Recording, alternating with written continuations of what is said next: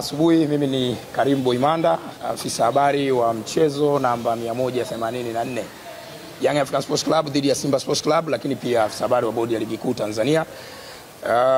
Tulikuwa na mkutano hapa awamu ya kwanza ambapo kocha mkuu wa klabu ya Yanga pamoja na nahodha wamezungumza nanyi wanahabari kuelekea mchezo huo, na kwa mujibu wa ratiba ambayo ilitumwa kwa klabu zote mbili na kwenu wanahabari, Simba Sports Club ambaye ni mgeni katika mchezo huu walipaswa kuwepo hapa saa 5:30 na kuanza mkutano, lakini tumefanya jitihada kadhaa.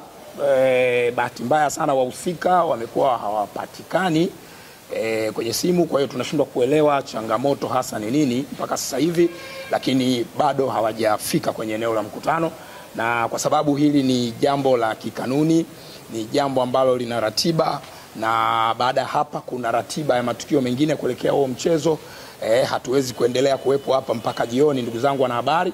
Kwa hiyo nitumie fursa hii kusema rasmi kwamba tunamaliza mkutano wetu rasmi, na kwamba taarifa nyingine zitatolewa hapo baadaye. Kwa hiyo kila kitu kiko sawa, na kwamba tumewakosa Simba Sports Club ili watueleze changamoto, kama kuna changamoto yoyote ambayo wamekutana nayo huko njiani wakiwa wanakuja au la.